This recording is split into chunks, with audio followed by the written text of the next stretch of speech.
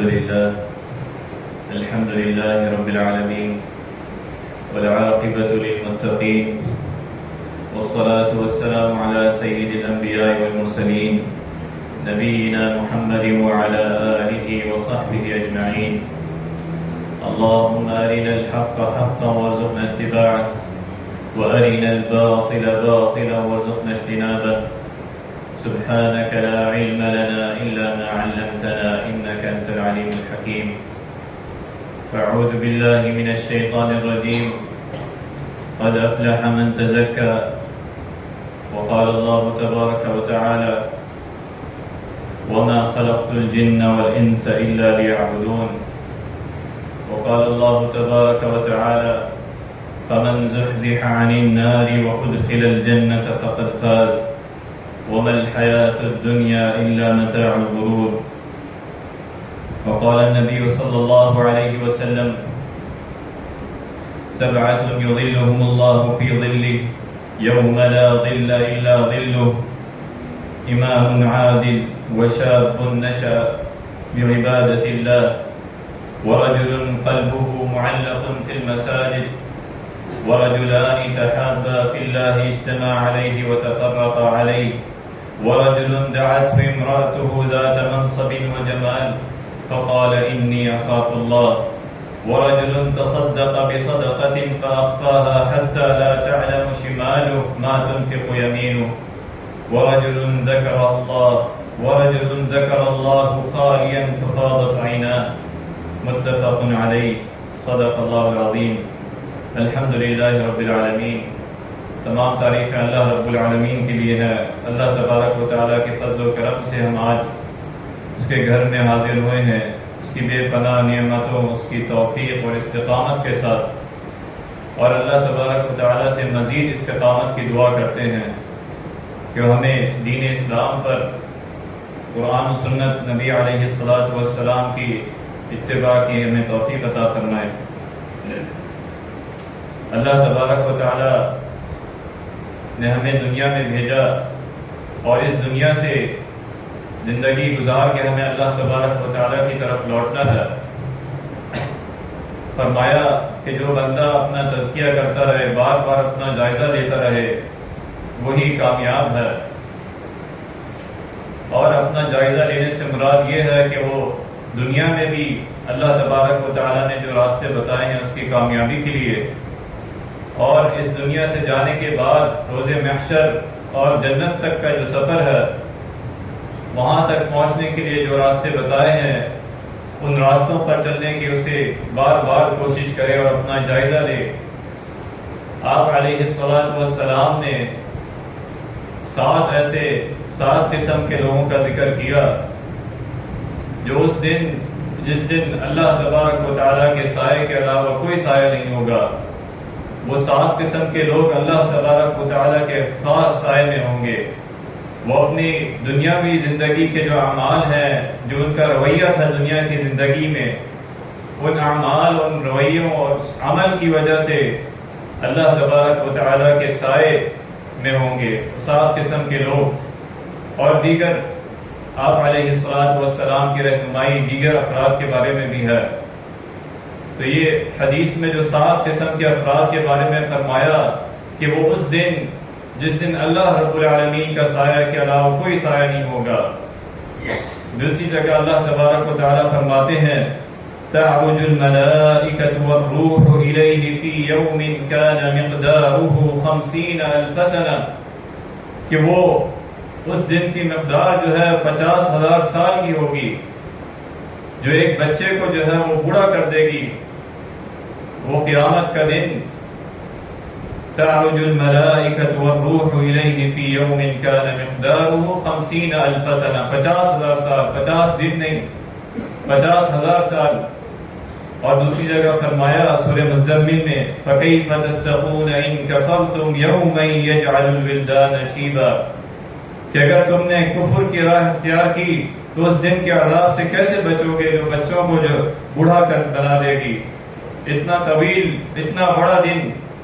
حساب کتاب کا، اور اس دن اللہ رب العالمین کے سائے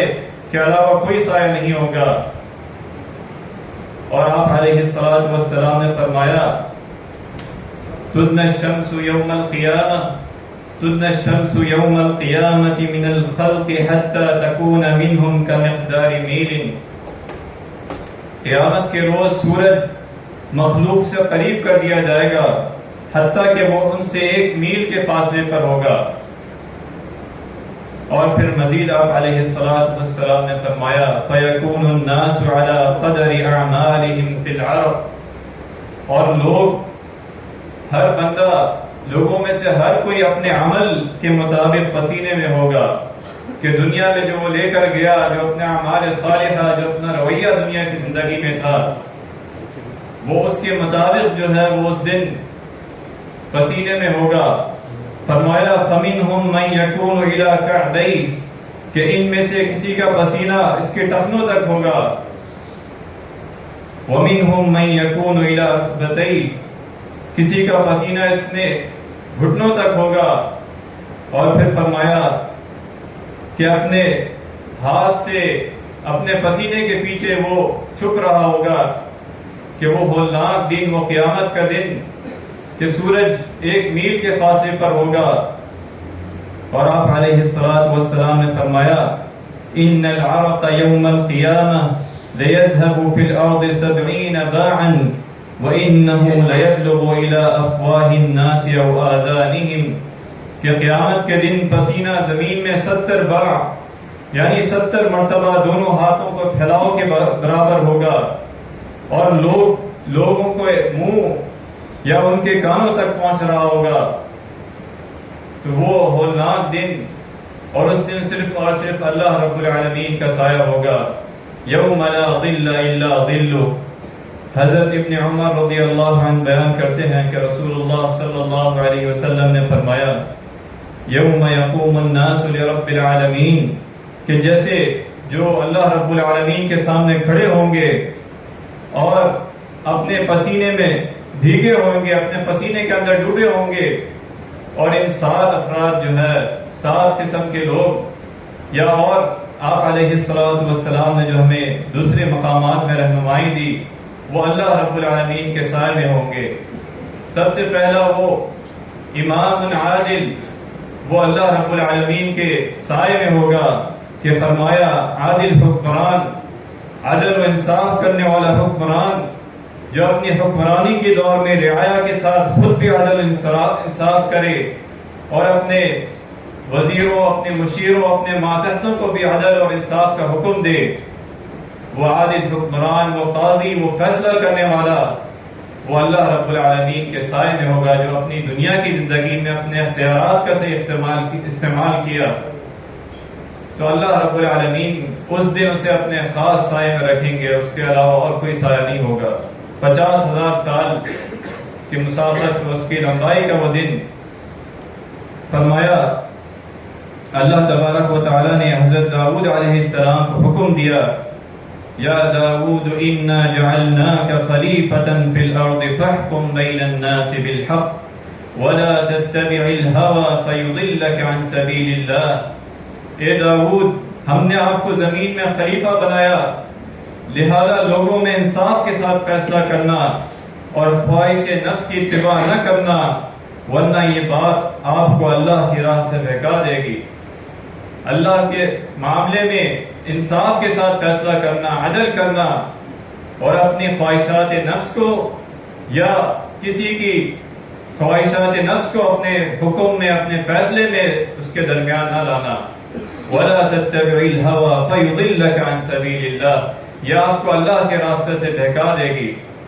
تو یہ عادل حکمران جو آپ علیہ الصلوۃ والسلام نے سب سے پہلے فرمایا کہ وہ اللہ رب العالمین کے سائے میں ہوگا. اور اللہ تبارک و تعالی نے آپ کو حکم دیا فَاحْكُمْ بَيْنَهُمْ بِمَا أَنزَلَ اللَّهُ، آپ ان کے درمیان فیصلے کریں، احکام کے فیصلے کریں عدل کے ساتھ جو اللہ تبارک و تعالی نے آپ کو حکم دیا ہے. بِمَا أَنزَلَ اللَّهُ وَلَا تَتَّبِعْ أَهْوَاءَهُمْ عَمَّا جَاءَكَ مِنَ الْحَقِّ، اور ان خواہشات کی پیروی نہ کریں کسی کی، یا اپنی خواہشات کی پیروی نہ کریں کہ آپ کے پاس حق آ چکا ہے.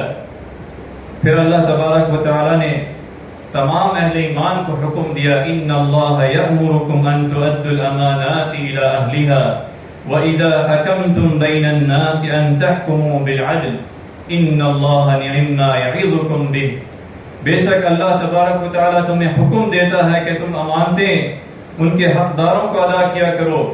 اور جب تم لوگوں کے درمیان فیصلے کرنے لگو تو عدل کے ساتھ فیصلہ کیا کرو۔ اللہ تعالیٰ یقیناً نصیحت کرنے والا، بار بار جگانے والا ہے کہ وہ اس دن سے پہلے اپنا جائزہ لے کہ وہ دن جس کی ہولناکی اللہ تبارک و تعالیٰ نے ذکر کی، تو آپ علیہ السلام نے یہ صفات بیان کی کہ وہ بندہ اللہ تبارک و تعالیٰ کے سائے میں ہوگا۔ اور پھر فرمایا ان المقسطین عند اللہ علی منابر من نور عن یمین الرحمن عز وجل، بلا شبہ عدل انصاف کرنے والے لوگ اللہ تبارک و تعالیٰ کے نور سے بنے ہوئے منبروں میں ہوں گے جو رحمان کے دائیں طرف ہوں گے۔ اللہ تبارک و تعالیٰ کی خاص عنایت ہوگی ان لوگوں پر جو عدل اور انصاف کو، جن کو اللہ تبارک و تعالیٰ نے اختیار دیا ہے، چاہے وہ حکمران ہو یا جس معاشرے میں جہاں بھی اس کا اثر رسوخ ہو، وہ عدل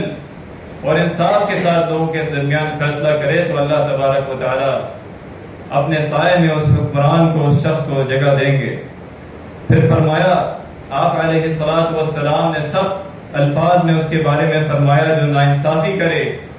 جو حاکم یا قاضی یا وزیر ناانصافی کرے اور ظلم و زیادتی کرے،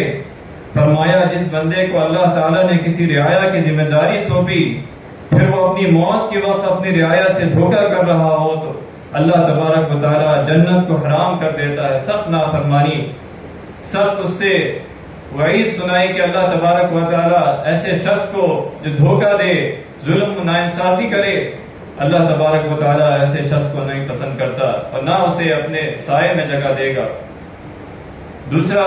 قسم کے وہ لوگ وَشَابٌ نَشَأَ فِي عِبَادَةِ اللَّهِ، کہ وہ نوجوان جس کی نشو و نما اللہ کی عبادت کے ساتھ ہوئی ہو، وہ اپنی جوانی کا یہ عرصہ جو اللہ تبارک و تعالیٰ نے اسے دیا دنیا کی زندگی میں، وہ اللہ تبارک و تعالیٰ کی عبادت میں، خدمت خلق میں وہ اپنی زندگی گزارے تو اللہ تبارک و تعالیٰ کے خاص سائے میں ہوگا۔ اور آپ علیہ السلام نے دوسری جگہ فرمایا اغتسم خمسا قبل خمس شبابک قبل حرمک، پانچ چیزوں سے پہلے غنیمت جانو، اپنی جوانی کو اپنے بڑھاپے سے پہلے، کہ عمر کا یہ حصہ جس کے بارے میں دوسری حدیث میں آتا ہے کہ خاص سوال ہوگا کہ تم نے عمر کہاں گزاری، اور عمر کا یہ حصہ جو اللہ تبارک و تعالیٰ نے تمہیں طاقت دی تھی، جوانی دی تھی، وہ کہاں گزاری۔ اللہ تبارک و تعالیٰ کی عبادت میں، اللہ تبارک و تعالیٰ کی اطاعت و فرما برداری میں گزاری، جیسا کہ اللہ تبارک و تعالیٰ نے وہ نوجوانوں کا ذکر کیا، اصحاب کہف سورہ کہف میں ذکر کیا، نحن نقص علیک نبأہم بالحق، ہم آپ کو ان کا صحیح واقعہ سناتے ہیں۔ بلا شبہ کچھ نوجوان تھے جو اپنے رب پر ایمان لائے تھے، اور ہم نے انہیں وہ راستہ کی طرف دکھایا جو سیدھا راستہ ہے، اور ہم نے ان کے دلوں کو مضبوط کر دیا، اور انہوں نے کہا ہمارا رب وہ ہے جو آسمانوں اور زمین کا رب ہے، ربنا رب السماوات والارض، ہم اس کے سوا کسی دوسرے کی عبادت نہیں کرتے ورنہ ہم بھٹک جائیں گے۔ اللہ تبارک و تعالیٰ نے قیامت تک جو ہے اپنے کلام اللہ نے ان نوجوانوں کی ذکر کیا سورہ کہف میں کہ وہ حق پر تھے، وہ اللہ تبارک و تعالیٰ کی اطاعت و فرما برداری کا راستہ انہوں نے اختیار کیا، تو وہ نوجوان اللہ تبارک و تعالیٰ کے سائے میں ہوں گے۔ پھر فرمایا وَرَجُلٌ قَلْبُهُ مُعَلَّقٌ فِي الْمَسَاجِدِ، وہ آدمی جس کا دل مسجدوں میں لٹکا ہو، وہ مسجد میں آئے تو اس کے دل کو سکون ملے، وہ مسجد سے نکلے تو اگلی نماز کے انتظار میں ہو کہ اب وہ کب دوبارہ مسجد میں آئے گا۔ وَرَجُلٌ قَلْبُهُ مُعَلَّقٌ فِي الْمَسَاجِدِ، کہ وہ اس کا دل، اس کی جسم جو ہے وہ مسجد سے باہر جا رہا ہو، لیکن اس کی ایمانی کیفیت، اس کا دل جو ہے وہ اللہ کے گھر کے ساتھ اٹکا ہو۔ فرمایا اللہ تبارک و تعالی نے اہل ایمان کی صفات بیان کرتے ہوئے انما یعمر مساجد اللہ من آمن باللہ والیوم الآخر، اللہ کی مسجد کو آباد کرنا تو اس کا کام ہے جو اللہ پر اور آخرت کے دن پر ایمان رکھتے ہیں، نماز کی پابندی کرتے ہیں اور زکوٰۃ دیتے ہیں۔ اور اللہ تبارک و تعالی نے فرمایا یہی کامیابی والے لوگ ہیں، یہی وہ لوگ ہیں۔ فرمایا اولئک ان یکونوا من المہتدین، یہی لوگ جو ہیں ہدایت یافتہ ہیں اور کامیاب ہونے والے ہیں، کہ جن کا تعلق نمازوں کے ساتھ، جن کا تعلق اللہ کے گھر کے ساتھ ہو۔ پھر اگلی صفت بیان کی اللہ تبارک و تعالیٰ کے رسول اللہ صلی اللہ علیہ وسلم نے، وَرَجُلَانِ تَحَابَّانِ فِي اللَّهِ اجْتَمَعَا عَلَيْهِ وَتَفَرَّقَا عَلَيْهِ، وہ دو آدمی جو صرف اور صرف اللہ رب العالمین کی رضا کے لیے آپس میں ایک دوسرے کے ساتھ ملتے ہیں، بیٹھتے ہیں، اکٹھے ہوتے ہیں، اور اسی کے پیغام کو سن کر، اسی کے حکم کی اتباع کر کر پھر علیحدہ ہوتے ہیں، ان کا ملنا، ان کا آپس میں اکٹھا ہونا صرف اور صرف اللہ رب العالمین کی رضا ہوتی ہے۔ اللہ تبارک و تعالیٰ ایسے لوگوں کو فرمائیں گے یوم القیامت این المتحابون بجلالی اليوم اظلهم فی ظلی یوم لا ظل الا ظلی، کہ اللہ تبارک و تعالیٰ قیامت کے دن ارشاد فرمائے گا آج میری خاطر محبت کرنے والے کہاں ہیں، میں اپنے سائے میں انہیں جگہ دوں گا جو صرف میرے لیے محبت کرتے تھے ایک دوسرے سے، اپنے مسلمان بھائیوں سے، کہ فرمایا من احب للہ واطاع للہ ومنع للہ فقد استکمل ایمان، جس نے اللہ رب العالمین کے لیے محبت کی، جس نے اس کے لیے بغض رکھا کہ یہ اللہ تبارک و تعالیٰ کی رضا کی خاطر اس نے اپنے معاملات کیے، تو اللہ تبارک و تعالیٰ کے وہ بندہ اس کے سائے میں ہوگا۔ پھر آپ علیہ السلام نے فرمایا پانچویں صفت وَرَجُلٌ دَعَتْهُ امْرَأَتُهُ ذَاتَ مَنْصَبٍ وَجَمَالٍ فَقَالَ إِنِّي أَخَافُ اللَّهَ، وہ آدمی جس کو ایک عورت نے برائی کی دعوت دی اور اس نے کہا میں اللہ سے ڈرتا ہوں، فَقَالَ إِنِّي أَخَافُ اللَّهَ، اللہ تبارک و تعالیٰ فرماتے ہیں وَأَمَّا مَنْ خَافَ مَقَامَ رَبِّهِ وَنَهَى النَّفْسَ عَنِ الْهَوَى فَإِنَّ الْجَنَّةَ هِيَ الْمَأْوَى، جو شخص اپنے رب کے سامنے کھڑے ہونے سے ڈرتا رہا ہو اور اپنی